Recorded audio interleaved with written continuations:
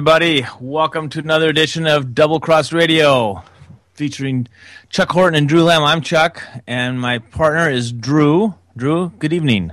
Hey, Chuck. How's it going? It's going very great. I'm having a really exciting week, but we have an even more exciting show tonight. So it's... Well, you're officially out of pseudo-retirement now.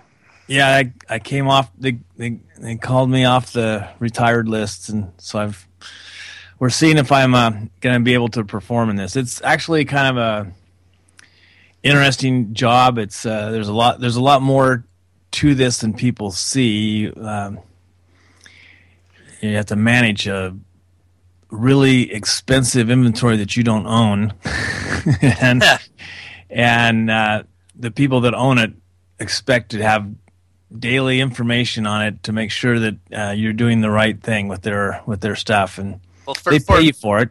So that's an anarchist. For an anarchist, you've got the most statist business I could possibly imagine. Well, there might be a few more if I got paid by the government, but I guess I am indirectly being paid by them. But it's I figure if someone was going to have this job, it should be somebody who's least liberty minded, so that the money doesn't go to a statist. Yeah, well, at least that's my. It sounds like a rationalization, and it is, but that's the best I can do. If this will leverage you into a full agorist lifestyle later on, then there you go. Well, that's the plan. And maybe a full agorist lifestyle out of country. So it depends. I mean, the things on our show tonight we have some really interesting topics to talk about, but the main thing that's really, for us, it's been like top of the news because the news sources that we listen to and or some of them that we listen to, regrettably hasn't been very much coverage of this. But there's still Tom Woods had a great interview with somebody that's covering it. I think his last name was Freeman. I don't remember his first name. Was Jeff Freeman? Anyway, he was a freedom activist. That was Derek Freeman. Derek Freeman, and we posted that a couple times on our Facebook page. It's an awesome interview. I've listened to it about 5 times. Yeah, I think we both posted it. I think you got it both times. Yeah, I might have posted it twice on accident. No, that's okay. I think it might be something you should be pinned to the top. I mean, this is just a. I'll pin it right now. Yeah. Here we go. And we're also going to be talking a little bit about the movie The Princess Bride, and that's directly connected to this trial that's going on with Ross Ulbricht. We're going to be talking a little bit about last week's show, as I have some other comments. I know that I alienated a couple listeners with some of my comments. They weren't well thought out. Sometimes I say things and I'm trying to make a phrase. I say something that means different than what I meant to say, and that was the case last week. And the people, I really congratulate whoever it was, and it was somebody in chat who just got really upset with it. But it wasn't his meaning that he took probably is what I said, but it wasn't what I meant. So I apologize for my lack of communication skills. But we want to clear that up, and I think it also connects to this story about Ross Ulbricht too. I hope to be able to tie those two together. And there's a lot of kind of I wouldn't know if it's really called how to describe it. It's maybe uncertainty in the economic world as to what's going on, and I don't think the basic fundamentals of our economy have changed from last year. It seems like it's a little bit better to me in Southern Oregon, but it's not much. And I think that almost all the quote-unquote prosperity is just coming from a reduction in the price of oil. So people have a little bit more spendable income. They feel like they're rich again. I don't know if that's true. If that's just a manipulation, it could go right back where it goes. If it's just something that's being done as an act of war to hurt Russia and Putin, don't count on it staying down there very long. You better use this opportunity to pay off your debts. Don't go out there and get in debt more. That's not the wrong thing to do. So are we digging into this topic, or are we introducing the topic? I think we should get into Ross Ulbricht's trial because that's the most important one. All right. And we might be able to talk a whole hour just on that, and then we will have to put this other stuff on next week or something. So, I imagine that some of you don't have any idea who Ross Ulbricht is and what the Silk Road was, because you're kind of like me. You're sheltered. You're not involved in things that could possibly get you in jail. I'm talking about unlicensed drugs. I'm not going to call them illegal because I don't think there's any crime involved. But Ross Ulbricht was arrested in either late September or early October 2013, and that for some reason the exact date isn't known. I think that in itself speaks volumes. He was probably just taken and put in a cell for 72 hours. They can hold someone for 72 hours. And then they finally decided they had something they had to arrest, charge him with something or let him go. And so they charged him with something. And it's just, from there on, the story becomes just incredibly unbelievable. But it is believable. It's actually happened. It's the truth. And it's beyond comprehension. This is tyranny in its finest moment, if there could be such a thing. I don't mean that tyranny is a fine thing. I mean that this is exactly what tyranny is. When laws can be arbitrarily twisted and manipulated to punish somebody who is only serving his fellow man by offering them something in voluntary exchange or something that he wants, something they want. It just seems perfectly legitimate to me. So Drew, I'll let you kind of give your synopsis, and then maybe we can get into some of these details. Yeah, and I just want to let everybody know that phones are open. If anybody wants to call in and make some comments tonight, the call-in number is 1-718-717-8296. And let's stick to the topic at hand if you want to call in. Also, I've invited our friend Julia Toriansky, a past guest, to come on. She is one of the activists that is currently at the trial. Well, it's not in session at the moment, and she's been with other demonstrators that are supporting Ross and trying to inform the jurors that they have the ability to nullify these ridiculous laws. And so, back to the Silk Road here. I actually had an account on Silk Road. I was experimenting with the Tor browser and in that Onion architecture and playing around in the deep web, and I found my way to the Silk Road and went down it, and I was utterly amazed with what I found there. I mean, it was kind of like walking down a back street in Bangkok or something like that. And I've been to Bangkok, so I know. And pretty much everything is available on there. It's a true agorist website. Well, it doesn't exist anymore. Actually, that particular one that version of it, yeah. yes, is gone. But I set up an account, and with the account, you also you could fund your account with some Bitcoin so that you could do transactions, and pretty much anything's available on there. I mean, if you wanted something, you could buy it. If you wanted, some Kush, you could order it. I mean, just about every variety of weed was available on there, and other drugs were available on there, and it wasn't just drugs. I mean, there were books and art and all kinds of things. It was like Craigslist and Amazon without limitations. And I never purchased anything through there. I didn't have any Bitcoin when Homeland Security confiscated the server. I didn't lose anything because I hadn't funded my account. And so, but anyways, I wanted to explore it and see what a true free market was all about. And I knew it wasn't going to last. That at some point the government was going to step in and figure out how to crack it, and of course they did. Homeland Security. I don't know what the heck they're doing, messing around with this, because it really isn't securing the homeland, comrade. You're actually making us less secure by focusing your energies on things like this. So they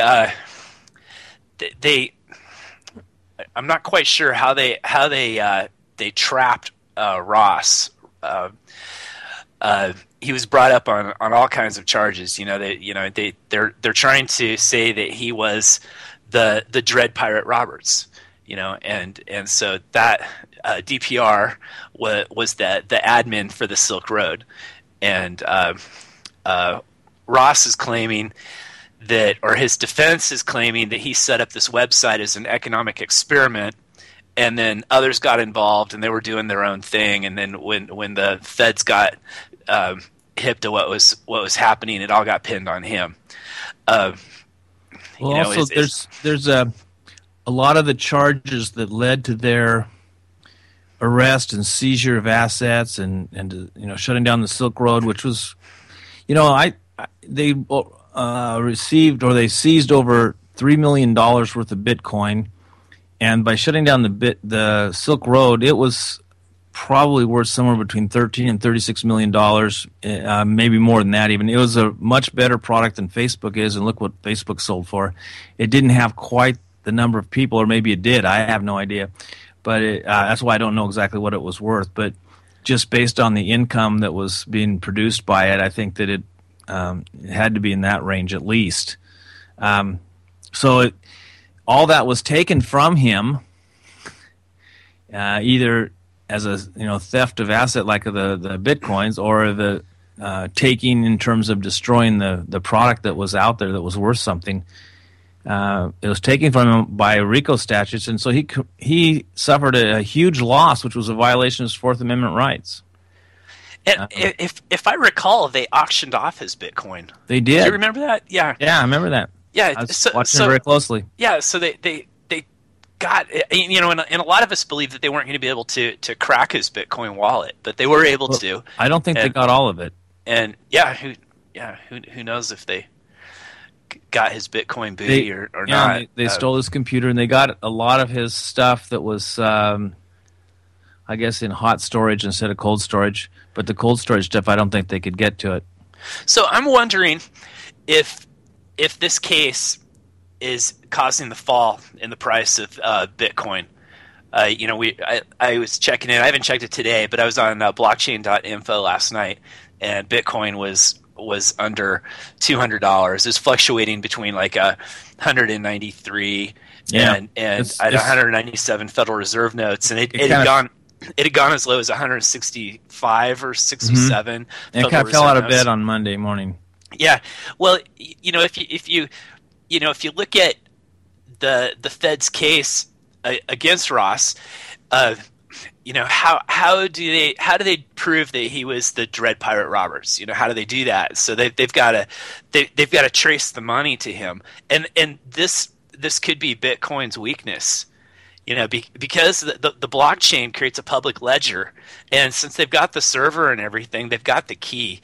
They could see the transactions and where the money was coming and going, and if he was using a tumbler to try to conceal where the funds were coming from, it's pretty easy to see a pattern in transactions in that. I've actually done some forensic accounting, so I'm kind of accustomed to looking for patterns and things like that.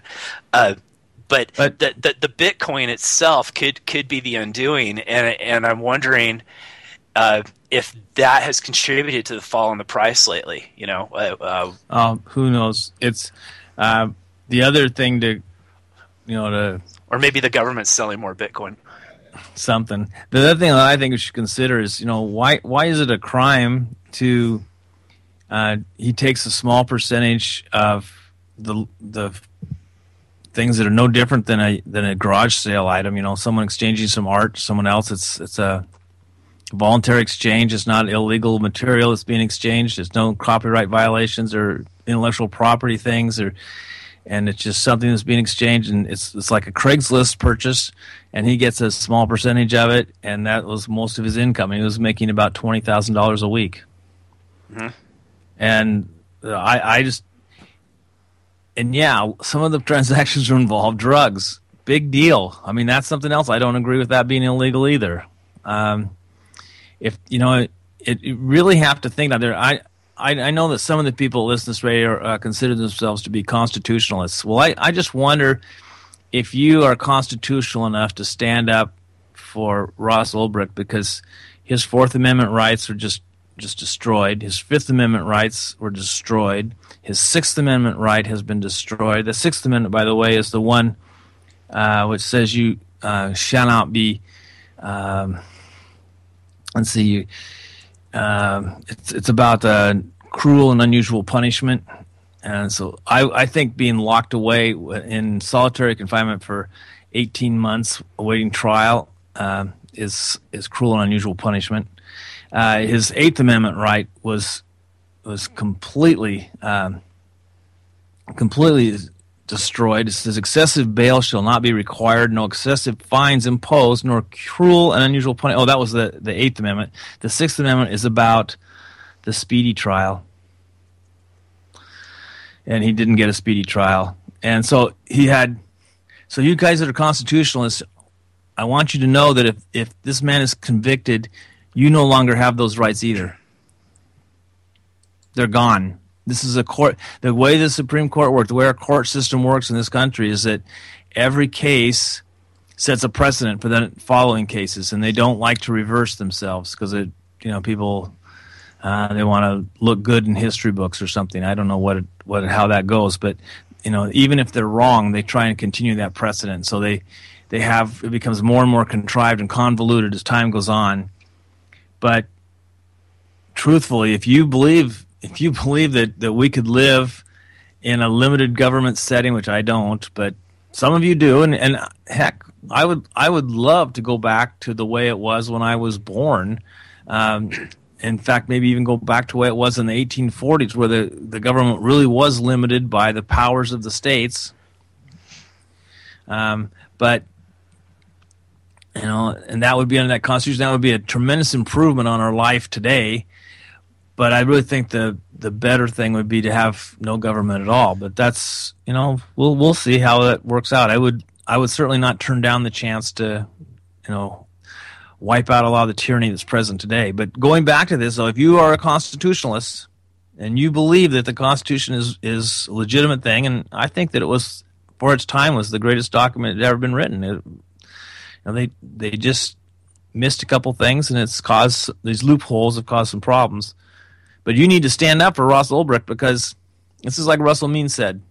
If one man isn't free, I'm not free. Well, it's the same thing with this. If one man's constitutional rights have been denied, that means yours are too. Because this is a precedent, and they will, when they decide, if you're doing anything that they don't like, if you're standing up for, you're starting to make waves and you're starting to make progress with, you're protesting against abortions, or you're trying to form a gun club, and you're getting people all excited about gun rights and things like that, they will find a way to come and get you, and they'll just take everything you have and destroy your life, put you in prison the rest of your life. And there's nothing to stop them anymore. So this is an important trial. Just for those reasons, it could be the end of the internet. And let's go into that a little bit, Drew. Yep. Well, this could be the end of the free internet. It's like the example that you gave the other day. If two people come into your restaurant. Let's say you own a coffee shop, and two people come in, order some cups of coffee, and they're having a discussion, in a booth or something, and say they do something that's illegal, in quotes. So they exchange drugs or some other thing that let's say something that it's murder for hire or whatever. Yeah, one guy slips the guy the envelope. Yeah, you don't know the name on it. well, yeah, and then you're guilty. They say that you did it, You facilitated it. That's right. You're a party to it, and then you're arrested and you're tried. That's what's happening with Ross right now. They're not saying that Ross actually had drugs and was shipping out drugs. And also he was brought up on some trumped up charges. There was some a murder for hire scheme that probably didn't happen. Well, even that, it was something between Dread Pirate Roberts and somebody else, and so we don't know if it was like a spoof. We don't know who, because there may have been many people that assumed that name as administrator. Well, of course, any one of many people. You look at our Facebook page. Yeah. How many people post as Double Cross Radio on our Facebook? I mean, there's quite a few. We try to put our initials after our post to identify ourselves, but it doesn't always happen. And I'm administrator on piles of other sites. There's on Facebook, and so it's going to be the same with Silk Road. I'm sure you could have several admins that are the Dread Pirate Roberts, but that's the whole point of the Dread Pirate Roberts. That's right, and they eventually dropped those charges, but those were the charges that let them into the door on kind of a fishing expedition, I think, and enable them to seize all his assets. Is even if they weren't true, some judge, I don't know if this is a federal case and you get a federal judge to kind of they're a rubber stamp or whatever. He's pretty much. I mean, what's the conviction rate in a federal court? About 98%. Yeah, I mean he's screwed. And then you've got the protesters that are pushing for jury nullification, and they're handing out flyers and holding up signs and all this kind of stuff and trying to reach the jurors, but most of the jurors aren't really receptive to this. They're not reading the flyers. They're throwing them in the trash. They're really not paying attention to this, and the judge is trying to get them to not pay attention to the demonstrators. And they're and this is another problem too, is that where you've got the activists that are pushing towards jury nullification, the judge is leaning in the direction of having an anonymous jury. And this really poses a problem with this case, because typically anonymous juries are used in trials where you've got like drug kingpins, where the jurors could be threatened or killed or something like that, and so you have anonymous jurors. But it also was a feature of the Star Chamber. Exactly. So this doesn't bode well for Ross. The activists that are pushing for jury nullification and are trying to inform the jurors they might be doing more harm than good for Ross. If the defense is not going to want to have an anonymous jury. It's not going to put Ross in a good light. It's going to make the public think of him as a drug kingpin, and this is not going to work out well. So they've already put this. They started out before they did anything else is they tried to pin him to a murder, which we don't even know if it even happened. But plotting a murder is still a crime, but we don't even know if that was him. I mean, but they made it seem as though it was him, so that I think that's one of the reasons that nobody in media wants to touch this, because it makes them come out like they're supporting, gangland hits and stuff, and we don't even know if that was real. It could have been the government that did that. They could have gone on the site, hacked the site, got on. I don't know if they're possible. They could, but these guys have, pretty smart brains working on their side too. They could have planted the evidence by putting in those kind of statements in their back and forth conversation on the Silk Road stuff, and used that own conversation that they planted as the evidence that they needed to get an arrest warrant and go get him. Right. I don't know. It's possible. I don't trust anything this government does. They are totally corrupt. And absolutely. And this will be used. This will be used to stifle free speech on the internet. This will be used to pressure ISPs and web hosts and website owners and all this stuff to lock things down, lock down free speech. Nobody's going to want to stick their neck out because everybody's going to be accountable for things. And it looks like we have a call coming in. Oh, cool. You want me to bring this in? Yeah, go ahead. Hi, caller. Welcome to Double Cross Radio. Hey, Drew and Chuck. This is Vince. How you guys doing? Hey, Vincent. What's up, man? Vincent, good to hear your voice. Yeah, I've always enjoyed you guys, man. Awesome all the time. I was kind of amusing here. I was reading some of this Rolling Stones article and listening to you guys, and so I guess they were going to get some fake IDs and get more servers and stuff like that, but kind of just rolled a thought through my brain was that if anybody was to ever redo something like this, they started out, with I guess assumed names or whatever like that, and left no trail. And I posted a little bit earlier a quote from him about, anything you can do outside the system, and we shut down the state. And I pulled that out of here also. But, it's just pretty interesting. I've been hearing about, for some time about the Silk Road, but really never took a lot of notice to it. But, definitely ideas of thought, and then how the state, comes along with, like you say, to kill you, If you do not comply, you'll die. So it's terrible that people don't realize. And I was listening to Hal Anthony again for the third time this week, the same broadcast. So, and I always get a little bit more every time. I could probably listen to the same episode 15 times and learn a little bit each time.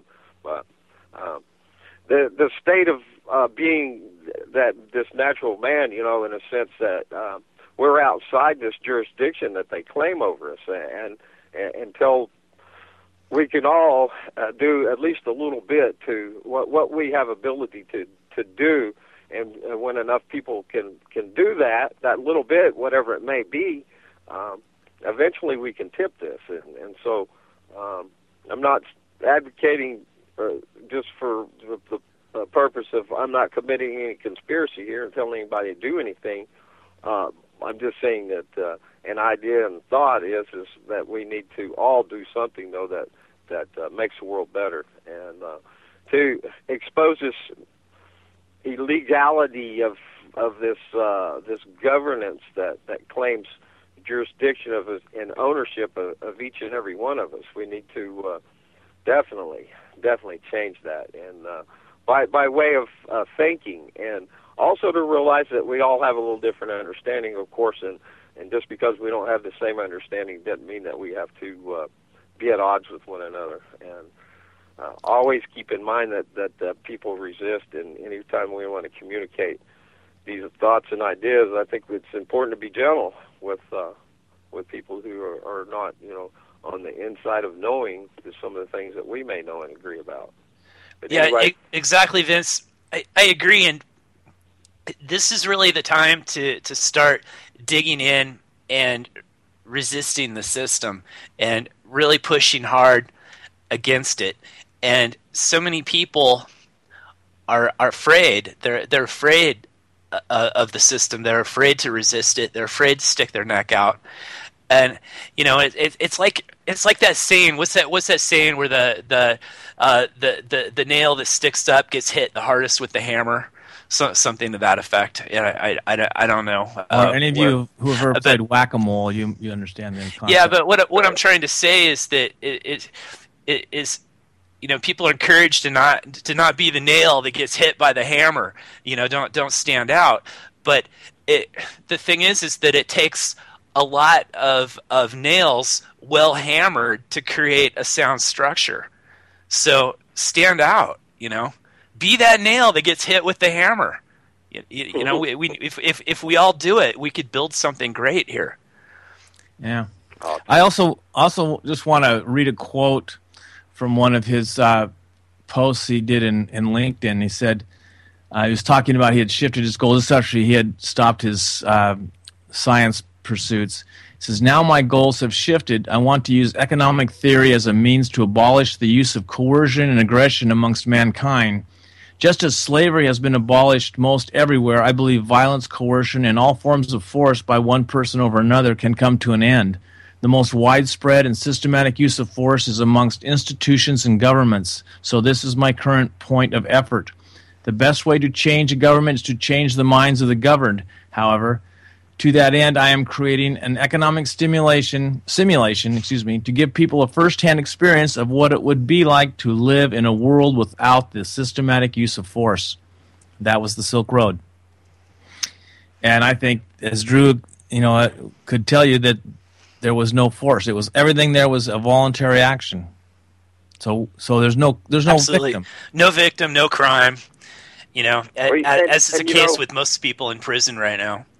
Absolutely, and they force you in every aspect of life. This corporation, this machine, that we're all just if you're squeaky, you get the oil. So we need to be all these oiled gears in this machine. This is the idea, and so you have to conform. You have to turn, and you can't roll at your own pace, because then you wouldn't be contributing to this machine. So that means you can't have the choice of you can only treat cancer by the accepted medical conspiracy, that is the cartel, how they force you with the radiation or chemotherapy and the cutting and so forth, and burning and poisoning. So just one example, it's just every aspect of life.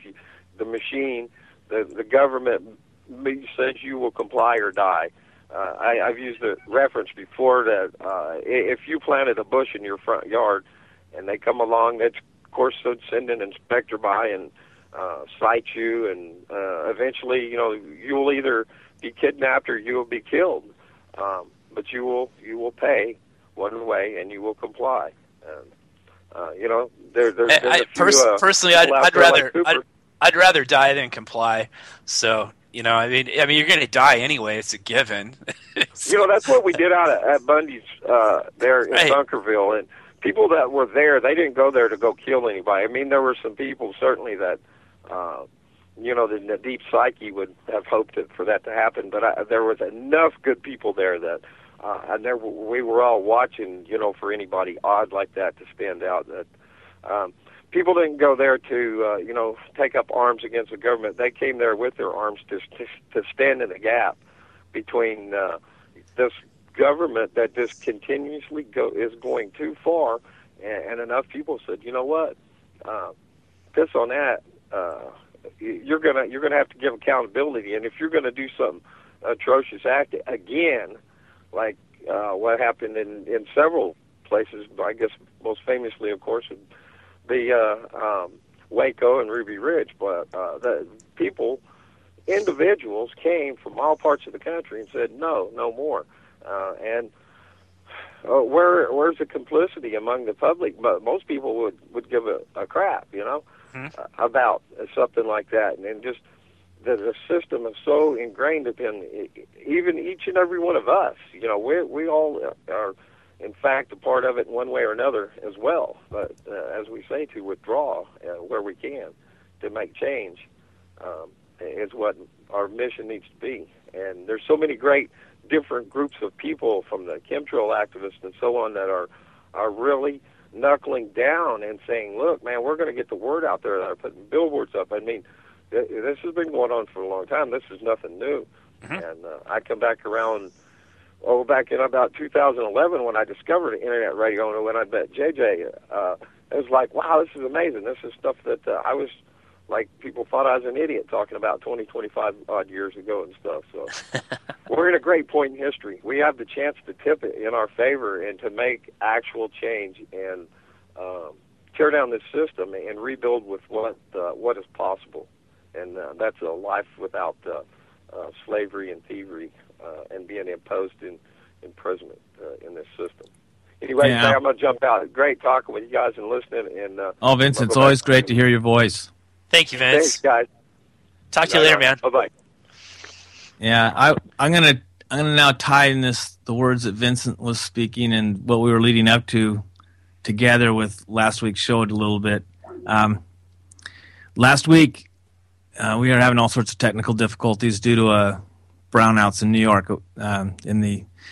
If that lets you know that maybe our infrastructure is crumbling, you're probably right if you have that sense, because we were talking to some guy down in a little tiny town in Mexico. Well, it's not that small, but it's smaller than Medford, and and he had no technical problems at all. They never have power outages. They have a very up to date technology there, and here in the United States, we're having trouble keeping the lights on. So, but anyway, that was beside the point. The point was, I made a comment that in the corruption that you find in Mexico would be more like a cop will pull you over for a violation that you may or may not have made on the road, and he'll just kind of shake you down for $20 or something. And I said that wasn't nearly as bad as what goes on in the United States. And I didn't word it very well, and it made it sound like I was approving of that.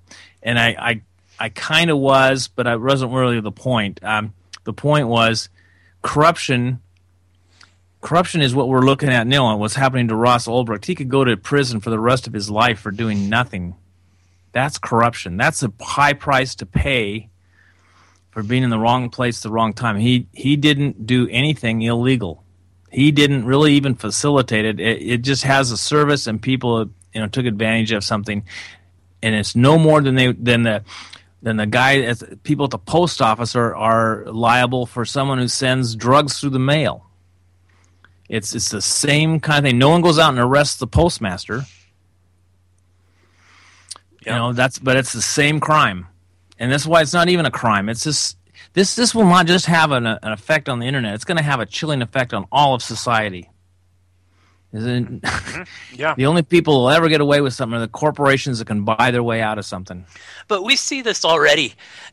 I'm thinking back to just a couple of years ago when we started the show. And we were having discussions about what it was going to be about, and and what our position was going to be on things. And I was pushing for just full on secession, from the USSA corporation, and and there were people that thought that was a pretty extreme position, but not really anymore. I mean, actually, there's a lot of people in our circle.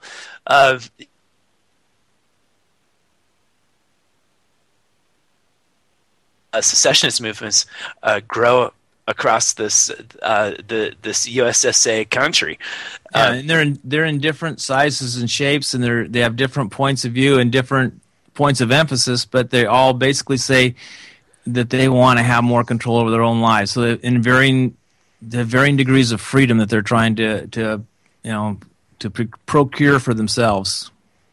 Yeah, but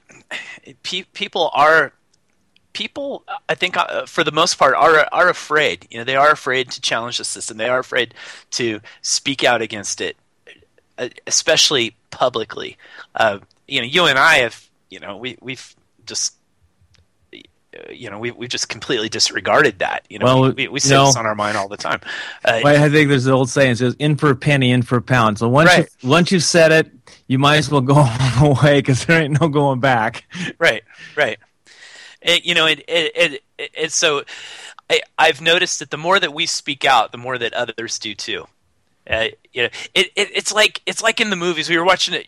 There's always a scene in the movies, where there's a group of people and somebody does something, and one person stands up and starts clapping, and then others join in, and then before you know it, you have a whole room of people clapping.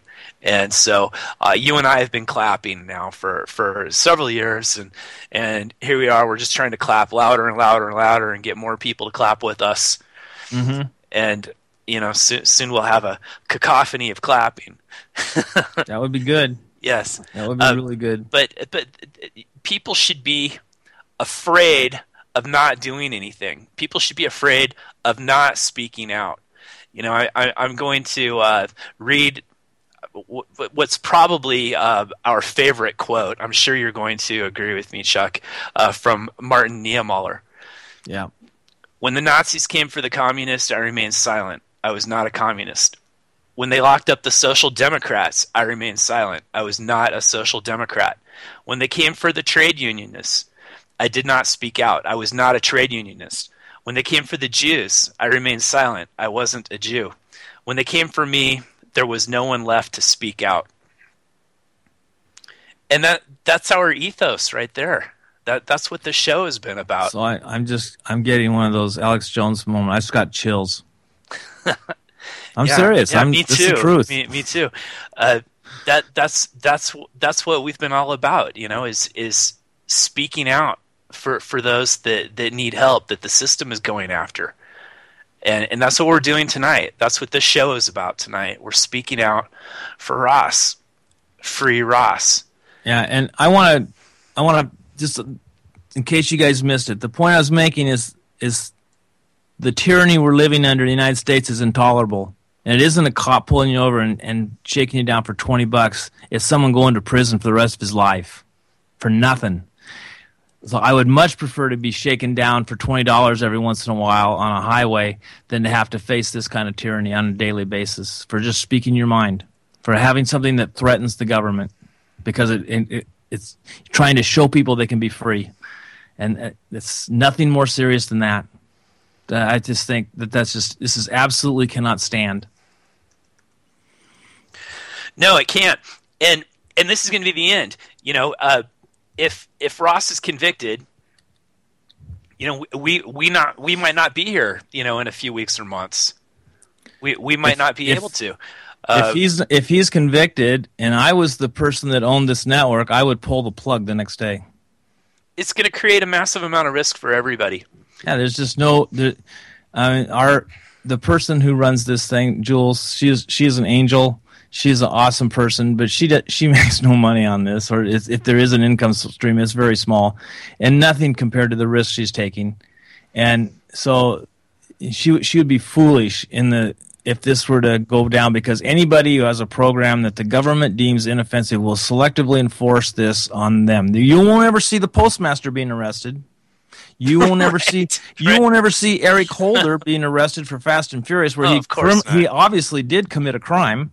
You'll never see, W or Cheney or Rumsfeld or Condoleezza Rice. You'll never see them being brought to trial for perjury and lying and cover-ups. You'll never see any of that. But the people that they want to put down, they'll find some way to just twist the law and put you in prison the rest of your life.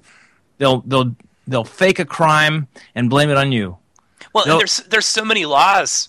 I mean, you're committing felonies all the time. I mean, just you go outside and you live your life, and you probably don't even know it, but you're breaking the law left and right, because there's so many, and they change all the time. As soon as the year turns around, my mailbox fills up with crap and forms and junk from the government, and wanting me to fill things out and send them money for junk just because I exist, and then you've got all the new laws you got to get up to speed on, and then there's just the arbitrary increases in things like property taxes. And I'm on a total rant right now, and I don't mean to get off the subject, but this is related. It's totally related. Well, it's really getting out of hand, and you take like our property taxes that are just like totally out of control in Jackson County, Oregon. They're just like blasting off. They went off like 17% last year, and you look at it and you're going, oh, it's like most of it is for the schools. And I don't have any kids, and even if I had kids, I wouldn't put them in these schools. They're not really schools. They're indoctrination centers. Right, and as an employer, they don't crank out useful employees, so I'm not interested in that. The best person I've ever had work for me was actually a high school dropout. She's excellent, But you look at what's going on right now, with the schools in Jackson County, and I'm totally getting off the subject here. I'm sorry, but they've got a new superintendent now who's stirring things up, and he's reorganizing things, right? But you look at, so he's appointed a few new key people, and these people make bazillions of dollars. They get paid like $170,000 a year for some paper pushing position. In the school district, of all things, they create nothing except for mindless drones that are of no use in the workforce. I'm on a rant here. I'm sorry, but keep going. I've been really upset about this, and we pay for this, and I can't believe the salaries these people get. And if you even look at some of the other positions, you look at the planners, and or even Medford, Boregan, here where we are, they hired hired an emergency manager, like somebody who's supposed to, think of all the crazy, horrible things that might happen and plan drills and stuff so that they could have their own false flags. They even plan in case there's an alien invasion of outer space. I mean, they have that. It's ridiculous. They have all sorts of contingencies that they take. This is the most ridiculous waste of time and money I've ever seen. It's like any of that stuff would even be followed. Who knows what it's going to be like when there's an emergency? That's why they're called emergencies. We don't know what to do. And you don't want to look to the government for help, for crying out loud. I mean, look at what happened during Superstorm Sandy and Katrina, for crying out loud. You know, I mean, was it Superstorm Sandy? FEMA closed due to inclement weather. Yes, right. Yes. And it was occupied. It was actually helping people. We don't need government. Get this through your heads, you guys. We don't need government. And while we're on the thing about government, I want to remind everybody that the number one distributor of unlicensed drugs, I'm not going to call them illegal, like I said, unlicensed drugs in the United States, is a government organization called the CIA, and it's well documented in Gary Webb's book. When he was still working at the San Jose Mercury Times. And then the movie that just came out called Kill the Messenger was about his life, and they actually, because he was so dangerous, he was coming out with even more scathing investigative report, they killed him, they assassinated him and called it a suicide. I don't know how you shoot yourself twice in the head. And then they... I guess the rigor mortis set in on the trigger. Whatever. Yeah. I've shot a gun, and I don't really know I could hang on to it after holding it at your head and shooting it. I think it would blast out of your hand at the kickback. I just don't know how you do that. It wasn't in his mouth; it was in the side. It's unbelievable. It's as bad as the Vincent Foster death back in the Clinton administration. And some of you are too young to remember that, but that one also makes no sense at all. This is totally corrupt government. But I think that the CIA distribution of drugs, I think that their income stream, they use all that money they get from drugs to fund all their off-budget stuff. It's all the things that they're doing that are illegal. They can't get congressional approval for it, so they run drugs to finance all that stuff. And I think that the Silk Road was really cutting into their income stream. And so they had to do something about it, so they found a way to phony up some charges against him and put him away. Well, totally. We've seen conspiracy theory. I have no proof, but that's the most plausible theory I've heard. Yeah, but you don't have to look too far to find any proof of that thing. I mean, you go on Bloomberg, at Bloomberg News, and just do a little quick search and on Bank of America and Wachovia and Wells Fargo were actually fined for laundering money for drug cartels. And in this corporatocracy, they're involved in the government, and this whole thing. I mean, maybe somebody actually did their job to blow the whistle on the banksters, but it was probably just more a cover, and they paid a fine, and that was that. And then you see opium production in Afghanistan is higher than ever. Yeah, and coincidentally, you see an increase in heroin use in the USSA. So. That's what this stuff is all about. This is just crony people doing their business, and the best way to make a bunch of money is to make something illegal and then engage in the trade of the thing that's illegal. If you don't get it, watch Boardwalk Empire. That Steve Buscemi HBO thing. Back when I had cable, I used to watch it. But that's a classic example of how everything works in the world. Yeah, and so anyway, we're not going to have a lot of time to talk about our economic stuff, and that's okay, because this, for all you people out there listening, it's a podcast or on YouTube or if you're listening live right now, this is probably the most important thing that's going to affect your lives that's going to happen this year. And maybe in the next 10 years it might be the most important thing, because this is going to have a drastic effect on everybody's freedom in this country and maybe worldwide. It could reach beyond the borders here. If you may not be able to go anywhere and hide, and they'll still find you and get you. No, there's no way out of this. If you leave the country, there's going to be some point where either that country throws you out because you're an American, and the USSA is threatening that country, or they just say, send us your Americans. You're not safe if you move to another country, and especially if you're a gringo, it's probably not a good idea. I mean, we're looking at a global economic slowdown right now, and things are getting ugly in certain places. And so, we've got another caller coming in here. I recognize this number. Hey, caller, welcome to Double Cross Radio. Hey, Drew. Hey, what's up? Are you live or live? We are live, and this is Gary Lake, if I recognize the number. And you can turn down the radio in the background, and you'll be... Oh, sorry. Yeah, that'll work great.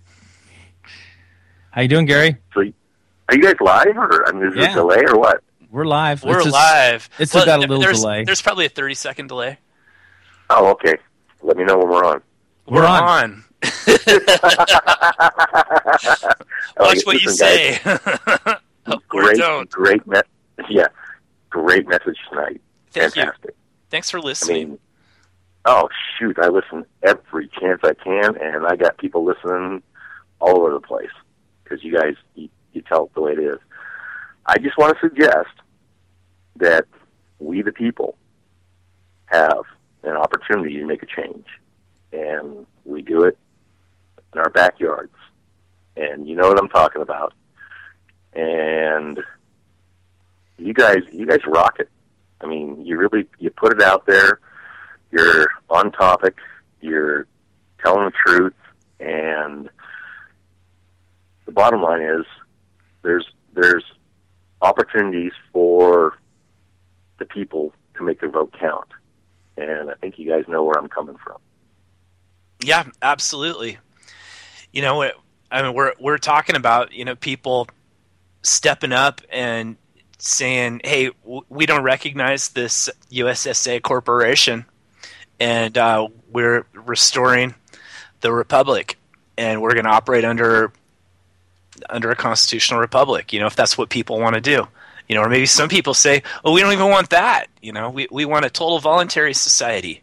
Maybe some people want that, and they could organize and they create that sort of thing. But I do think, unfortunately, we have to carve out boundaries. Unfortunately, in order to say, okay, statists, do not aggress against us. If you aggress against us within our boundary, there's going to be trouble. So don't try to impose your collectivist views on us and take our property and our labor from us.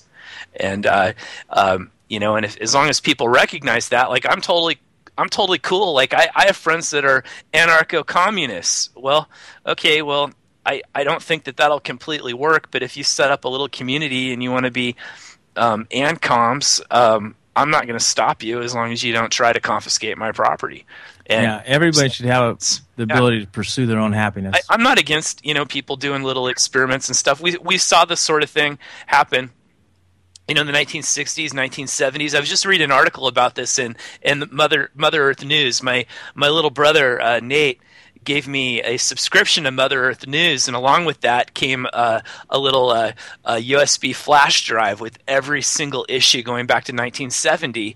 And I was looking at some of the very first issues, and there was an article written by somebody who had engaged in an anarcho-communist experiment that failed, and it failed because people really didn't have privacy. There was no respect really for property, and right. And people wanted, basically they just wanted some personal downtime. And another thing too is that if things weren't working right, people didn't have the courage to confront one another to say, "Hey, this doesn't work for me. Can we do something different?" And it failed, and people went their own ways.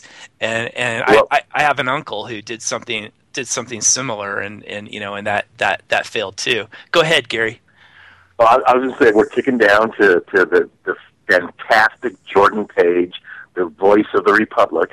He's going to be singing here soon. What? But I just want, For reals? Wow. The outro. No. I'm talking about you guys. Oh, I thought we had something new going on here. Sorry. Oh, well, I can't tell you that officially yet. God, you're always outing me on the air, man. So, here's the deal. You guys are the Wolverines of Red Dawn Radio, and that's where it's at. And if you have, for the people that haven't seen that movie, I'm not talking about the new one. I'm talking about the original one. Yes. You guys got it going on. And I listened to your whole show tonight, and I have some insights. I mean, you're talking about Ross, and I got friends of mine that are like with Ross like every day during these trials and stuff. And I just want to say you guys are hooked in, and it's weird listening to the pulse of America and probably the universe, but right here locally. And I love it. I adore you guys, and I just had to come on and just let you know you guys are rocking it. Thank you, Gary. Matt, don't thank me. It's all you. Oh, that got chills again. Well, we're gonna have to find you a Wolverine parka. Well, no, it's or just maybe wait. How about a cougar parka? Oh, sorry. Settle down. I know. I'm gonna simmer down now. I'm gonna simmer down now. What happens? Sorry, what happens? Foreshadowing there for everybody. We're just gonna leave it at that. Excellent. We're looking forward to getting on your show. Okay. What happens with me when someone's speaking something that I know really has a lot of truth for my life? That's when I get those chills, and so when I really appreciate your words. Thanks. Hey, we're all on the same team. So this is cool. I won't take up your time, and you guys are gonna out. So anyhow, man, thanks a lot. I'll Big talk to you kudos later. from Siskiyou County. Good night, Gary. Thanks. Yeah, and so we're winding down. The music's going to start pretty soon. I just want you guys to know that if Ross Ulbricht goes to prison for any amount of time, and the fact that he's been 18 months in prison without a trial is just an injustice in itself. But if he goes to prison, we better start hunkering down, because we're going to have to start. You better start finding like-minded people, forming communities of resistance, and starting up committees of correspondence, and the whole bit. Yeah. You've been listening to Double Cross Radio on UCY.tv. See you next week.